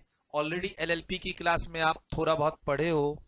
LLP की क्लास में पढ़े थे क्या कि जो कंपनी का WDV है वही बन जाएगा LLP का WDV, जो कंपनी का कॉस्ट है वही बन जाएगा LLP का कॉस्ट। ये मैंने आपको पढ़ा रखा है, ठीक। ऐसी मिलती जुलती चीज हम लोग आगे पढ़ेंगे अमलगमेशन डिमर्जर के लिए, कि अमलगमेटिंग कंपनी का WDV will become the WDV of the amalgamated company. लेकिन सर ये अमलगमेशन नहीं, ये डिमर्जर नहीं। ए लिमिटेड के जो WDV है वो बी लिमिटेड को पास ऑन नहीं होंगे।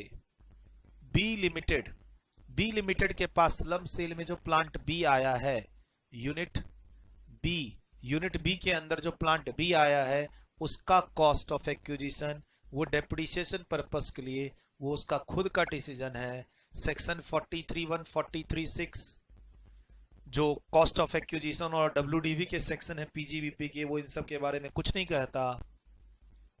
ए लिमिटेड की कॉस्ट ऑफ एक्विजिशन और WDV पे कोई डिपेंडेंसी नहीं है।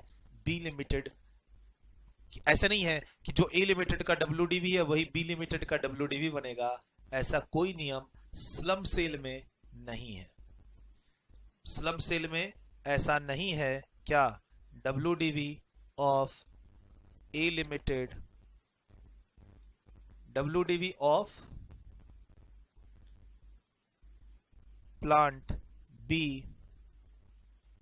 will be WDV for plant B at A limited will be WDV for B limited। ऐसा कोई लॉजिक नहीं है स्लम सेल के केस में, क्योंकि स्लम सेल में कैपिटल गेन टैक्स लग रहा है।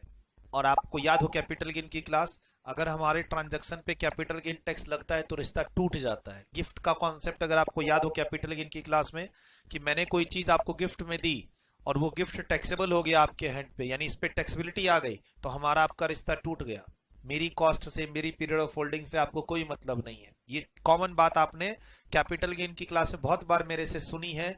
गिफ्ट और कैपिटल गेन जब मैं साथ साथ आपको पढ़ा रहा था, तो स्लम सेल में जब ए लिमिटेड यूनिट बी को ट्रांसफर करता है फॉर अ प्राइस, मैं रुपए ले रहा हूं ना, और फिर ए लिमिटेड को कैपिटल गेन टैक्स भी देना होता है, तो फिर ए लिमिटेड का जो कॉस्ट है या ए लिमिटेड का जो WDV है वो बी लिमिटेड के पास सेम जाए, ऐसा कोई नियम नहीं होता। और देन बी लिमिटेड ने तो हैवी रुपया पे किया है ना, ये देखो यहाँ पे कंसिडरेशन आता है ना, फॉर अ लमसम कंसिडरेशन। तो जो आदमी मुझे 100-200 करोड़ रुपया देगा स्लम सेल के लिए और मैं ऑलरेडी उस पर टैक्स दे चुका हूं, तो सामने वाले को फ्रीडम होना चाहिए ना कि वो उस एसेट्स की वैल्यूएशन अपनी बुक्स में कैसे करेगा फॉर फ्यूचर। भाई यूनिट भी मैंने 1 रुपया लेके, फ्री में तो दिया नहीं ना, रुपए लिए ना, फ्री में थोड़ी दिया है, मैंने उससे रुपए लिए ना कंसिडरेशन से 100 करोड़। ए लिमिटेड ने यूनिट बी उस बी लिमिटेड को दे दिया से 100 करोड़ में, तो क्या बी लिमिटेड के पास फ्रीडम नहीं है अपनी प्राइसिंग डिसाइड करने का? फ्रीडम है। ए लिमिटेड की cost will become the cost for B limited, A limited की WDV will become the cost of B limited, ऐसा नहीं है, लिख दिया no dependency on A limited price cost WDV। WBD हो गया है WDV।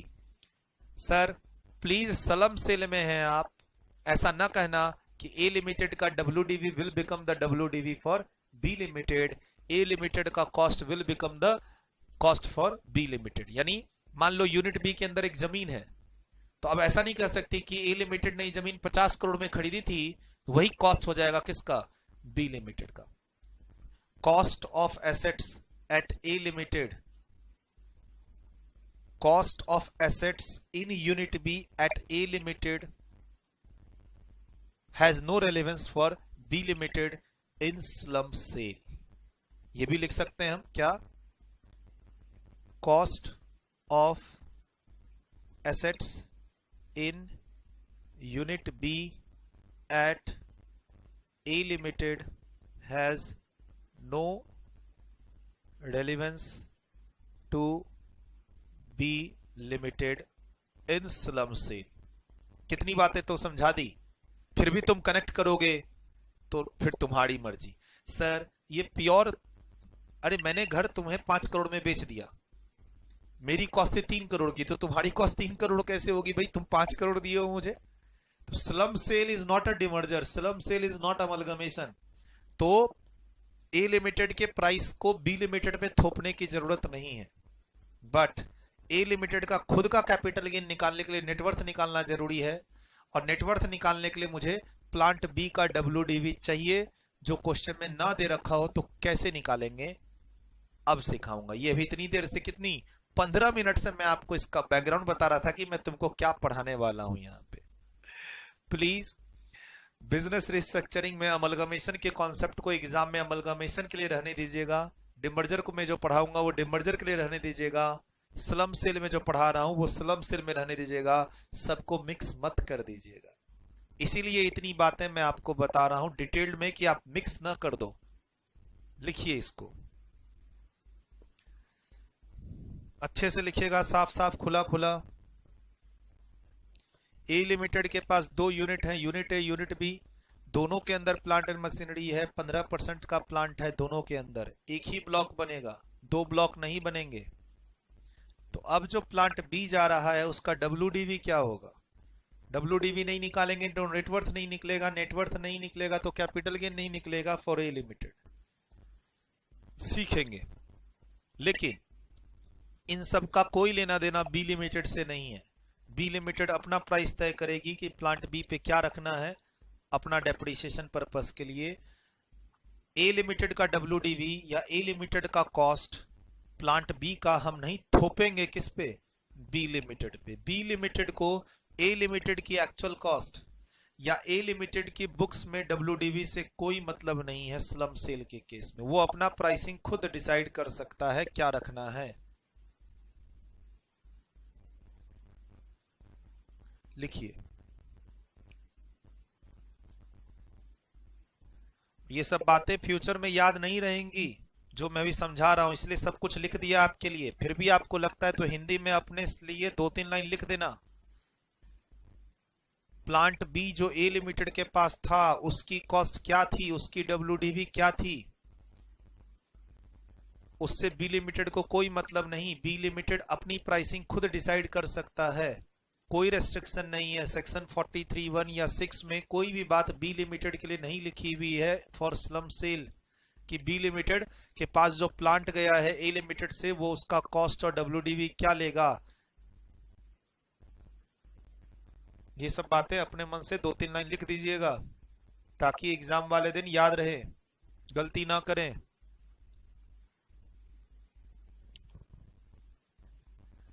प्लीज वीडियो रोक के लिख लीजिए इतना। आई होप आप लोग वीडियो रोक के लिख चुके हैं ये सारा। थोड़ा सा नीचे चलिए, थोड़ा सा और दिख रहा है नीचे, है ना। प्लीज वीडियो रोक के लिख लीजिए। आई होप आप लोग वीडियो रोक के लिख चुके हैं। यानी अब जो मैं आपको कॉन्सेप्ट दे रहा हूं पेज नंबर 18.17 पे, अब जो मैं स्लम सेल के अंदर पेज नंबर 18.17 पे जो सेक्शन 43(6) में कॉन्सेप्ट दे रहा हूं वो किसके लिए दे रहा हूं, ए लिमिटेड के लिए दे रहा हूं। ट्रांसफरर जिसने स्लम सेल किया है, जिसको कैपिटल गेन कैलकुलेट करके मुझे देना है, मैं उसके लिए बता रहा हूं। Has no relevance for B limited, has no applicability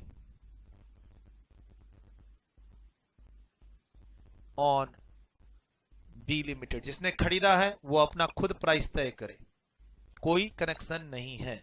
बोलो सर अब बताओ फाइनली क्या है।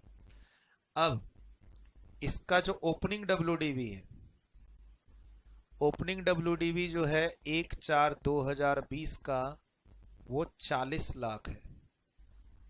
ठीक, किसका? जो ब्लॉक है, ब्लॉक प्लांट, उस पे रेट कितना?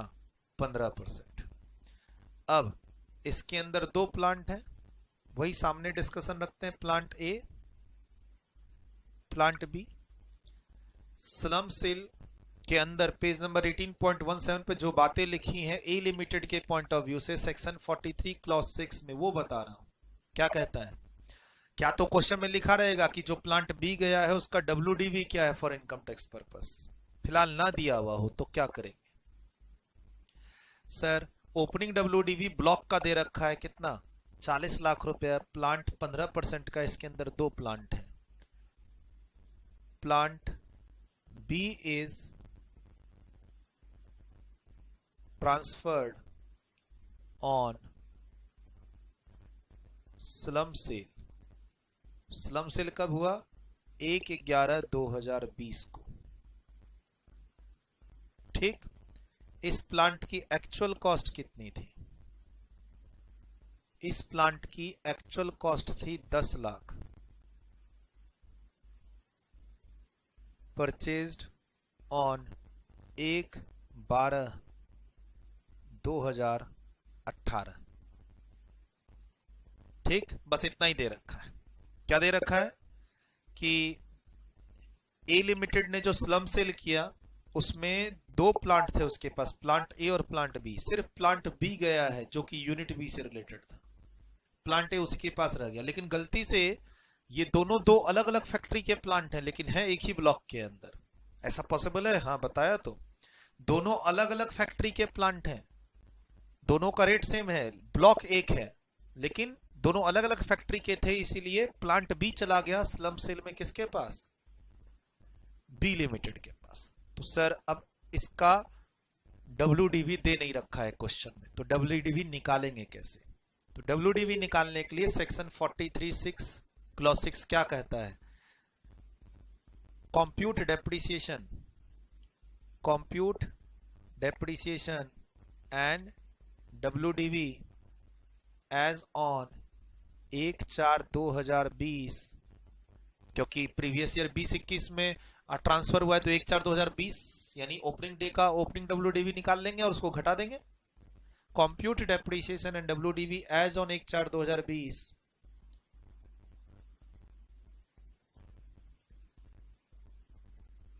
related to plant B as if it is the only plant in the block। बहुत इंपॉर्टेंट बात बता रहा हूं, सेम कॉन्सेप्ट डिमर्जर पे भी एप्लीकेबल है। जो भी अभी यहां बता रहा हूं सेम कॉन्सेप्ट डिमर्जर पे भी एप्लीकेबल है। सेम कॉन्सेप्ट डिमर्जर के लिए भी एप्लीकेबल है। जो अभी बता रहा हूं कैलकुलेशन, अब किसके लिए? ट्रांसफरर के लिए। अब डिमर्जर की क्लास में भी सेम कॉन्सेप्ट अप्लाई करेंगे। डिमर्जर में भी ऐसा ही होता है, एक यूनिट निकल के जाता है। अभी एक यूनिट बेच रहे हैं, डिमर्जर में एक यूनिट ट्रांसफर करते हैं इन कंसीडरेशन ऑफ शेयर्स। इसमें स्लम सेल में क्या करते हैं? बेचते हैं। स्लम सेल में कैपिटल गेन टैक्स लगता है, डिमर्जर में नहीं लगता। लेकिन ये जो कैलकुलेशन कर रहे हैं ये सेम है डिमर्जर में भी, तो अभी जो काम कर रहे हैं वो डिमर्जर में भी काम आएगा। तो क्या कहता है, अगर तुम्हारे पूरे ब्लॉक की वैल्यू 40 लाख है और उसमें से प्लांट बी ट्रांसफर हुआ है स्लम सेल के कारण, प्लांट बी का ओरिजिनल कॉस्ट दे रखा है, परचेज की डेट दे रखी है, तो तुम डेप्रिसिएशन और WDV निकालो एज इफ की प्लांट बी सिंगल एसेट था उस ब्लॉक के अंदर। निकाल लो ना। एक्चुअल कॉस्ट 1/12/2018 का कितना?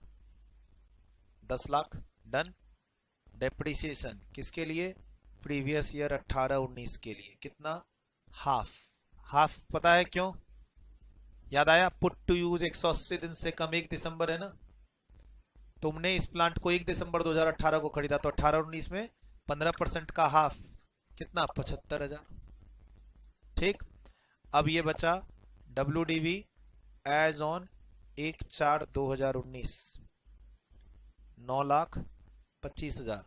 फिर तुम डेप्रिसिएशन घटा दो किसका? Previous year 19-20, 15%।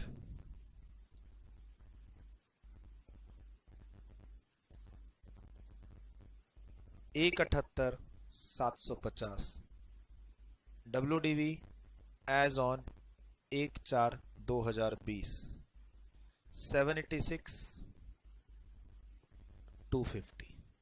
बस सिंगल। अब हम लोग जो WDV ऊपर कितनी थी? 40 लाख। अब post slump sale WDV of block A limited के लिए स्लम सेल हो गया, बी चला गया, तो अब ब्लॉक की वैल्यू जो ऊपर कितनी थी? 40 लाख, उसमें से माइनस कर देंगे कितना? 786,250, 32,13,750। ठीक। और जो तुम नेटवर्थ की कैलकुलेशन करोगे, कैपिटल गेन के लिए जो नेटवर्थ निकालोगे, नेटवर्थ में तुम प्लांट बी लिखोगे ना, प्लांट बी, उसकी वैल्यू कितना लिखना? 786,250। हमने अभी पढ़ा था नेटवर्थ की कैलकुलेशन करते हैं स्लम सेल में। स्लम सेल में नेटवर्थ की कैलकुलेशन करते हैं, कुछ एसेट्स का बुक वैल्यू लेते हैं, कुछ एसेट्स की वैल्यू नील लेते हैं, डेप्रिसिएशन की वैल्यू, डेप्रिसिएबल एसेट जो जाता है उसकी वैल्यू क्या लिखते हैं? WDV of the block as per the IT act. ये दिया रहे तो उतना ही लेते हैं, ना दिया हुआ था तो अब एक एक करके घटाएंगे और वो नेटवर्थ की कैलकुलेशन में आ जाएगा। सर ये सब किसके लिए काम कर रहे हैं हम लोग? ट्रांसफरर ए लिमिटेड के लिए। हम बी लिमिटेड की बात ही नहीं कर रहे, ऊपर से ही रोक दिया। हम अभी जो भी बात कर रहे हैं किसके लिए कर रहे हैं? ए लिमिटेड के लिए कर रहे हैं। ए लिमिटेड के पास यूनिट ए यूनिट बी था, यूनिट बी ट्रांसफर हो गया, इसके अंदर 2 प्लांट थे, दोनों का एक ही कॉमन ब्लॉक था और इनकम टैक्स की वैल्यू नहीं दे रखी अलग से 1/4/2020 की, कि प्लांट बी गया उसका इनकम टैक्स का वैल्यू 5 लाख नहीं दे रखा। मुझे कुछ कुछ फिगर मालूम थी, मुझे ये फिगर मालूम थी, ब्लॉक की ओपनिंग डेट की फिगर मालूम थी, स्लम सेल कब हुआ ये मालूम था, और ओरिजिनल कॉस्ट मालूम है उस प्लांट की जो स्लम सेल में चली गई। तो फिर ये लॉ है, ये कहां लिखा हुआ है? 43(6) में, और उसके हिसाब से फिगर आ गई कितनी? 786,250। इसको घटा दो क्योंकि ये चला गया। अब जो बचा उस पर डेप्रिसिएशन दे दो, किसके लिए? ए लिमिटेड के लिए। और जो ए लिमिटेड के लिए कैपिटल गेन निकालने के लिए नेटवर्थ की कैलकुलेशन करते हैं, बहुत सारे एसेट्स होंगे, उसमें प्लांट बी भी होगा, प्लांट बी कितना? 786,250। बस सर अब इसमें एक इंपॉर्टेंट पॉइंट है सर, अगर WDV as on 1/4/2020 A limited का दिया ही हो कितना? 6 लाख रुपए गिवन हो इंस्टीड ऑफ ₹40 लाख, तो क्या करें? अब सर नेगेटिव आ गया। सर ये जो 40 लाख है, जो चीज पढ़ाया सब कुछ डिमर्जर में एप्लीकेबल कर देना। अगर इस 40 लाख के जगह पर 6 ही लाख दिया हो तो बाकी सब सेम है। सर 6 लाख रुपया ओपनिंग WDV, उसके अंदर 2 प्लांट बी खरीदा था 10 लाख में, जिसकी आज की वैल्यू है 1/4/2020 की, जिस साल में सलम सेल हो रहा है उसकी ओपनिंग डेट में 786,250, लेकिन अब इससे कम है क्या? Opening WDV। तो फिर इस केस में क्या करेंगे? तो बोलता है WDV पोस्ट स्लम सेल नील हो जाएगी, किसकी? ए लिमिटेड की। एंड कैपिटल गेन के लिए जो नेटवर्थ कैलकुलेशन करते हैं उसके अंदर जो प्लांट बी की वैल्यू लेंगे वो 786,250 नहीं लेंगे, कितना लेंगे? 6 लाख लेंगे। ये इंपॉर्टेंट है। अगेन हम बी लिमिटेड के लिए नहीं पढ़ रहे, ये सब किसके लिए पढ़ रहे हैं? ए लिमिटेड। ए लिमिटेड के लिए, अच्छा जो एसेट गया है उसकी वैल्यू निकल के कितनी आ रही है 786,250, लेकिन ब्लॉक की वैल्यू 6 लाख है, तो ब्लॉक की वैल्यू से ज्यादा प्लांट बी की वैल्यू नहीं हो सकती। हम ब्लॉक की वैल्यू स्लम सेल के बाद ए लिमिटेड के लिए नील कर देंगे। नेटवर्थ की कैलकुलेशन जो करते हैं कैपिटल गेन में, प्लांट बी की वैल्यू हम अब 786,250 नहीं ले पाएंगे, 6 लाख ही लेंगे। क्यों? क्योंकि ब्लॉक के अंदर उतना प्राइस नहीं बचा। और ऐसी चीजें ना आप डेप्रिसिएशन की क्लास में पढ़ते हो, आप डेप्रिसिएशन की क्लास में पढ़ते हो कि ब्लॉक की जो वैल्यू है वो कभी भी नेगेटिव नहीं होती। एसेट हमने खरीदा, ब्लॉक की वैल्यू बढ़ती है, एसेट हमने बेचा, ब्लॉक की वैल्यू घटते हुए नील पे पहुंच जाएगी, नेगेटिव नहीं होगी। तो वही हो रहा है यहाँ। ठीक सर, वही हो रहा है यहाँ पे। यही इंपॉर्टेंट बात मुझे अभी पढ़ानी थी। आज स्लम सेल जो डिस्कस कर रहे हैं पिछले 2 घंटे से, वो इसीलिए डिस्कस कर रहे हैं। ये बात हमने, ये जो बात अभी मैंने पढ़ाई है, ये बात कैपिटल गेन की स्लम सेल की क्लास में नहीं हुई, ये बात पीजीबीपी की क्लास में नहीं हुई, ये बात यहीं पे होती ही है। सर ये वैल्यू से मेरा ब्लॉक का वैल्यू कम है, तो ब्लॉक की वैल्यू नेगेटिव नहीं होगी, नील होगी। और नेटवर्थ की जो कैलकुलेशन करेंगे कैपिटल गेन निकालने के लिए, उसमें प्लांट बी की वैल्यू 786,250 नहीं लिखेंगे, 6 लाख लिखेंगे।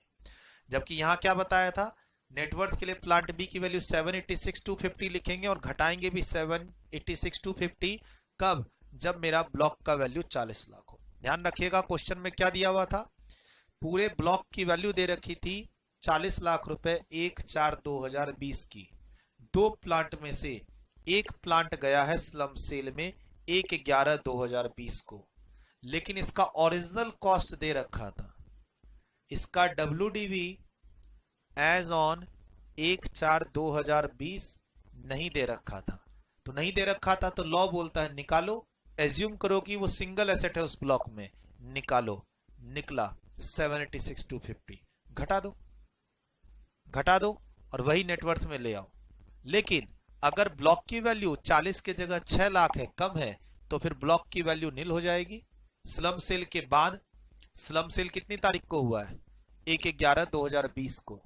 अब यूनिट भी तो चला गया, प्लांट भी तो चला गया, ठीक, तो चला गया, तो अब मेरी वैल्यू क्या बचेगी, तो ऊपर वाले में 32,13,750, नीचे वाले में नील। और जो कैपिटल गेन कैलकुलेट करने के लिए हम लोग बोलते हैं कॉस्ट ऑफ एक्विजिशन और इंप्रूवमेंट की जगह नेटवर्थ निकालेंगे, उसमें इनकम टैक्स की वैल्यू लिखेंगे, जो प्लांट्स हमने ट्रांसफर किए, जो एसेट इन्वेंट्री गई है उसकी बुक वैल्यू लिखेंगे। तो वहां कितना बैठाओगे, पहले केस में 786,250, दूसरे केस में 6 लाख। बोला सर कहां लिखा हुआ है, थोड़ा नोट्स में बता दें। नोट्स में आप बिजनेस रिस्ट्रक्चरिंग में पेज नंबर, इतनी देर से हम लोगों ने क्या पढ़ा, मात्र आज की क्लास खत्म होने पे है और हमने सिर्फ आज स्लम सेल में जितनी भी चीज पढ़ी वो इसमें कुछ भी नहीं लिखी हुई थी, सब हमने पुरानी रिवाइज की और एक छोटा सा ये पॉइंट कवर किया हमने पेज नंबर 18.17 पे, ये छोटा सा पॉइंट। सर ये जो 24 पेज के नोट्स हैं इसमें स्लम सेल के बारे में कहीं कुछ भी नहीं लिखा है। अभी तक पिछले 2 घंटे से मैंने जो भी आपको बताया है सब वही बताया है जो लिखा हुआ था, और उसको मैंने रिपीट किया। कहां लिखा हुआ था, कैपिटल गेन चैप्टर में मैंने रिपीट किया, बट मैंने स्मार्टली रिपीट किया, कंपैरिजन किया, अमलगमेशन में क्या होता है, इसमें क्या नहीं होता, डिमर्जर में क्या होता है, इसमें क्या नहीं होता। In case of any block of assets, in case of slum sale, decrease by the actual cost of the asset falling in that block as reduced by the amount of depreciation that would have been allowable to the SSC as if the asset was the only asset in the relevant block। ये आ गया। Sir जो slum sale में asset transfer हुआ है उसकी actual cost को कम करो depreciation से और फिर उसको ब्लॉक में डिक्रीज कर दो। पहले उसकी एक्चुअल कॉस्ट को कम करो डेप्रिसिएशन से, फिर उसको ब्लॉक में डिक्रीज करो। लेकिन फिर बोलता है डिक्रीज ब्लॉक के रिटर्न डाउन वैल्यू से ज्यादा मत करना, यानी नील तक करना, नील के बाद ना करना। Refer class example, page number बैठा देना कॉपी का, रेफर। ये 4 लाइन तुम पढ़ोगे ना बिना एग्जांपल के समझ में नहीं आएगा, मैं बता दूं। इस लाइन को तुम 15 दिन के बाद पढ़ोगे, 1 महीने के बाद पढ़ोगे, ये लाइन समझ में नहीं आएगी अगर एग्जाम्पल नहीं देखे। अभी वाला लिखिए बगल में, रेफर क्लास एग्जाम्पल, कॉपी का पेज नंबर बैठाइए। सर अगर ये एग्जाम्पल नहीं देखे तो वो 4 लाइन आपके कभी भी नहीं समझ में आएगी। और ये जितना भी चीज अभी बताया है, everything is applicable on demerger also, जो कि हम डिमर्जर की क्लास में रिपीट करेंगे, लेकिन यहीं पे लाके आपको याद दिलाऊंगा। सर ऐसी कैलकुलेशन कब करनी पड़ती है? जो एसेट ट्रांसफर हुआ है उसकी इनकम टैक्स की वैल्यू नहीं दे रखी है। स्लम सेल में जो एसेट ट्रांसफर हुआ है उसकी इनकम टैक्स की वैल्यू नहीं दे रखी है, ओरिजिनल कॉस्ट दे रखा है, तो निकालो, ब्लॉक में घटा दो, नेटवर्थ में ले जाओ, लेकिन ब्लॉक की वैल्यू कम है तो कम रखो ताकि नील ना हो, फिर उतना ही अमाउंट नेटवर्थ की कैलकुलेशन में आएगा। ठीक, और नेटवर्थ की कैलकुलेशन भूल रहे हो, अभी प्रैक्टिकल क्वेश्चन कर लेंगे। ठीक, चलिए अब इसको लिखिए। समझाने का काम खत्म, अब स्लम सेल के 4-5 क्वेश्चन है वो करेंगे। समझाने का काम मेरी तरफ से खत्म। लिखिए सर, ये सब तो हो चुका था, है ना? वीडियो रोकिए, लिखिए। हम बी लिमिटेड की बात ही नहीं कर रहे थे, सारी बात किसकी कर रहे थे अभी? ए लिमिटेड ट्रांसफरर के लिए। वीडियो रोक के आप लोग लिख चुके हैं सारा। नेक्स्ट,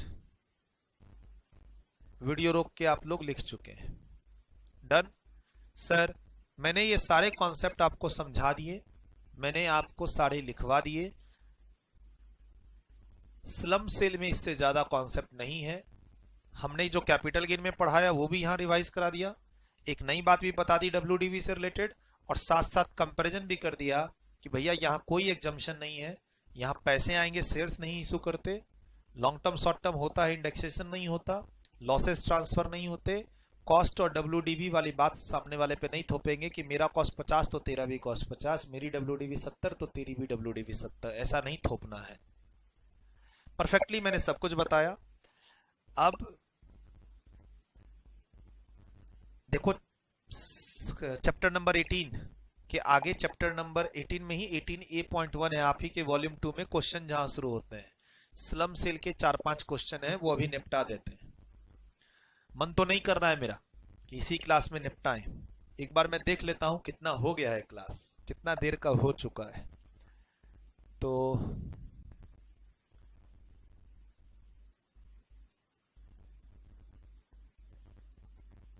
2.5 घंटे की क्लास हो गई, क्या किया जाए? आज की क्लास में यही रोक देते हैं, ऐसा करते हैं, आपको मैं कुछ टास्क दे देता हूं, आप इस सब को रिवाइज कीजिए। नया क्वेश्चन अगली क्लास में कर लेंगे हम लोग, स्लम सेल से रिलेटेड आपको एक बार रिवीजन करने का मौका मिल जाएगा। मैं आपको क्या कहता हूं, अगली क्लास स्टार्ट करने से पहले रिवाइज कर लीजिए,